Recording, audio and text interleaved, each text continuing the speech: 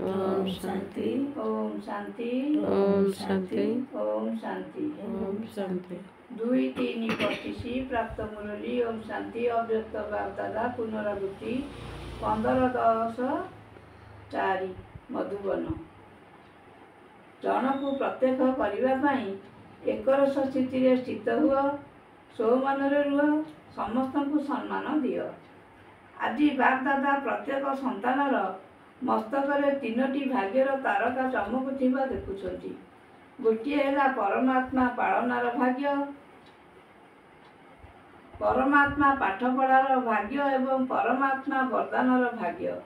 यही तीनोटी तारका समस्त मस्तक देखुंट।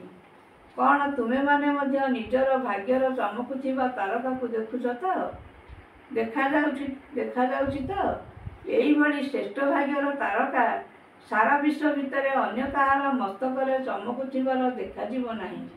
तेबे यही भाग्यर तारका तो समस्त मस्तक चमकुछि, किंतु केउठी केउठी चमकिवार अंतर देखा जाउछि।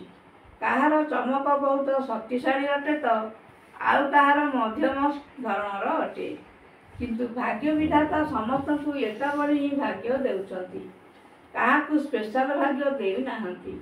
पालना मध्य एका भली, पाठपढ़ा मध्य समस्त को एकाठी पढ़ाउछंती, वरदान मध्य एका भली समस्त को मिलुछि। सारा विश्वर कोण अनुकोण रे सर्वदा गोटिए ही पाठपढ़ा पढ़ा जाउछि। एहा मध्य चमत्कारी अटे, जहाँकि गोटिए मुरली, गोटिए तारीख एवं अमृतबेलार समय निज निजर देशर समय अनुसार हेले मध्य गोटिए ही अटे एवं वरदान मध्य गोटिए ही अटे, स्लोगान मध्य गोटिए ही अटे। एथिरे कौनसी फरक अछि कि? अमेरिका बा लंडन भितरे कौनसी फरक अछि कि? नाही ना।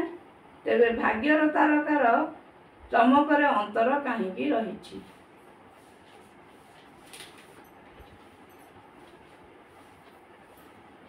चारिआडर बाबांकर नयनरे समाहित होइथिबा नयनर ज्योति पिलामानकु, सर्वदा एकरस स्थिति स्थित रहुथिबा पिलामानकु, सर्वदा भाग्यर तारका चमकुथिबा भाग्यवान पिलामानकु, सर्वदा स्वमान एवं सम्मान को एकाठी रखुथिबा पिलामानकु, सर्वदा पुरुषार्थरे गाड़ी को तीव्र करुथिबा पिलामानकु बागदादांकर स्नेह संपन्न शुभेच्छा, आशीर्वाद एवं नमस्ते।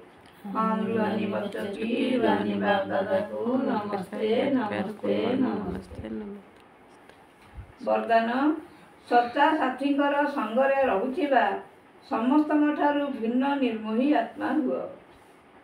विस्तार बाबा कहले, प्रतिदिन अमृत बेलारे सर्वसम्बन्धरे सुख बापदादांक ठारू ग्रहण करी अन्य मानकु दान कर।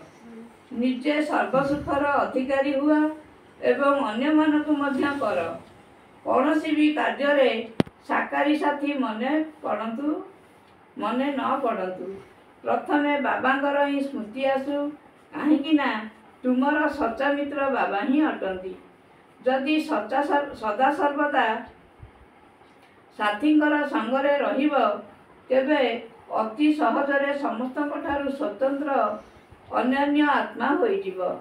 जेउ माने सर्वसम्बन्धरे प्रत्येक कार्य एकमात्र बाबा को ही मने पकाई थांती, से माने सहजरे निर्मोही होई जाती।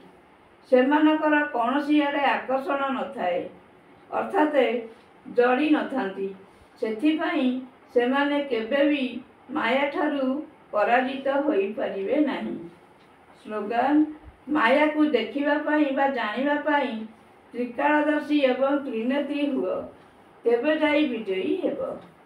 अव्यक्त इशारा सत्यता एवं सभ्यता रूपी कल्चर को आपणाओ। 2 रे बाबा कहले, सत्यतार चिन्ह है सभ्यता। जदि तुमे सच्चा अट, सत्यतार शक्ति तुम भीतर अच्छी, तेबे सत्यता को केबे भी छाड़ नहीं। सत्यता को प्रमाणित कर, किंतु सभ्यता पूर्वक कर। जदि सत्यता को छाड़ी असत्यतारे आसी ସତ୍ୟକୁ ପ୍ରମାଣିତ କରିବାକୁ ଚାହିଁବ ତେବେ ତାହା ପ୍ରମାଣିତ ହୋଇପାରିବ ନାହିଁ। ଅସତ୍ୟତାର ଲକ୍ଷଣ ହେଲା ଜିଦ୍ କରିବା ଏବଂ ସତ୍ୟତାର ଲକ୍ଷଣ ହେଲା ନିର୍ମାଣ ଅର୍ଥାତ୍ ନମ୍ରତା।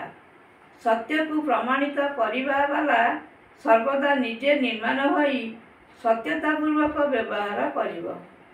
ଓମ୍ ଶାନ୍ତି।